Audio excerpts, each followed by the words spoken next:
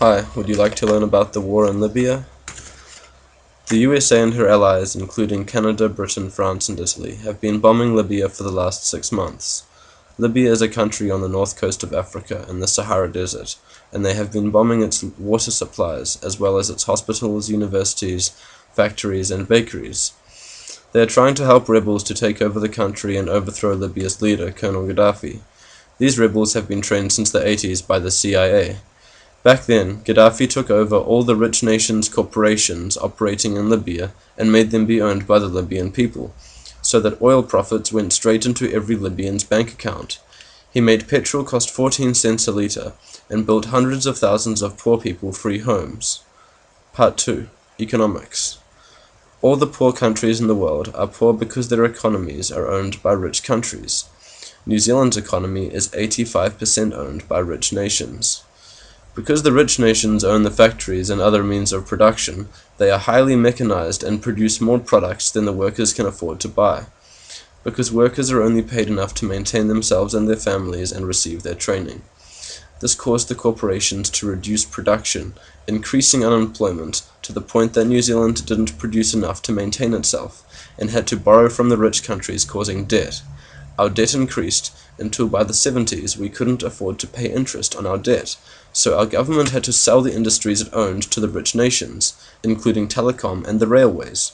Now our total debt exceeds our annual income by 30%, and we have to borrow $300 million a week from the World Bank so we can afford to pay the World Bank $500 million a week in debt repayments. This caused our growth rate to be negative 1.5% this year as we decayed economically under our debt. The entire world went into debt to the rich countries, and even the rich countries went into debt to the richest country, America. All the world then became unable to buy from America and had to buy from China. This made America reduce production, causing America to have to buy from China and go into debt to them. Now America's debt owed to China, if stacked as $20 bills, would reach 3/4 of the way to the moon. Part 3. Revolution. By 2008, the world growth rate was 250% fake, meaning only 30% was real, and America's and Europe's biggest banks and corporations went bankrupt, starting the worldwide recession. The governments reduced spending money on the needy and used the taxpayers' money to bail out the corporations. This caused protests in 37 European countries all at the same time in 2008, and began to cause revolutions to overthrow the governments in Africa and the Middle East at the start of this year. When this started, the rich nations began invading Libya to prevent the poor countries uniting with Libya and doing what they did, taking over the corporations for the people. This would also allow the poor countries to refuse to pay back their debt owed to the rich countries.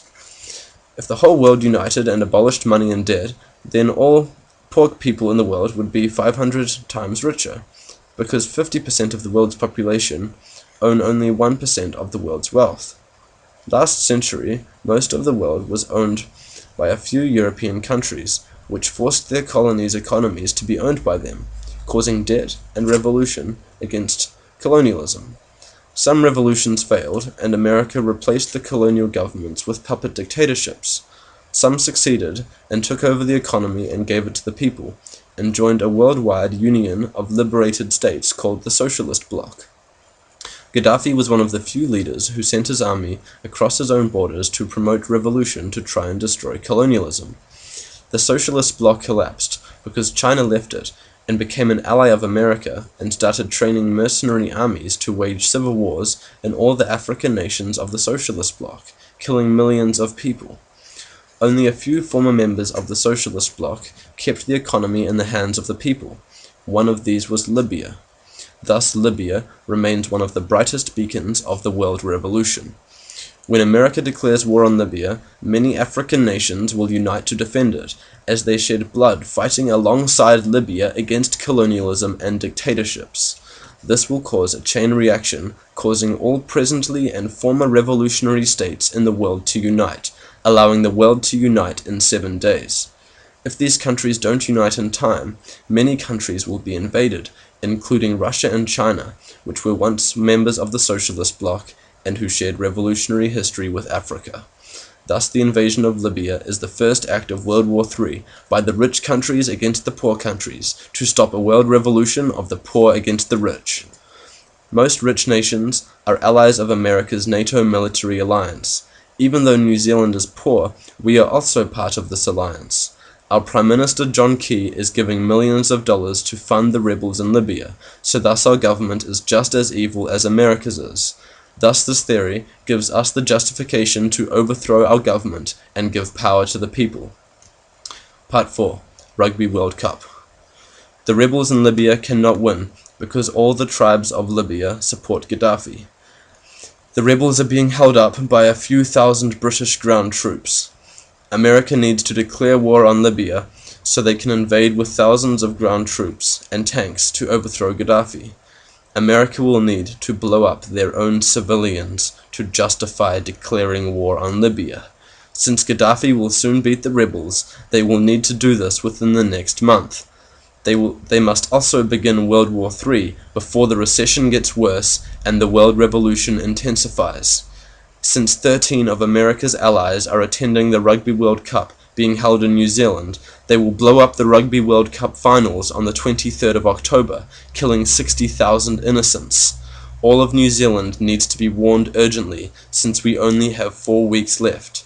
Please download this video, upload it onto your own YouTube account, and spread this message as fast as possible. Thank you. So how did it end? Can you describe the final words? Broken windows, thirsty eyes. Can you tell us what happened? They finally got sick of it all.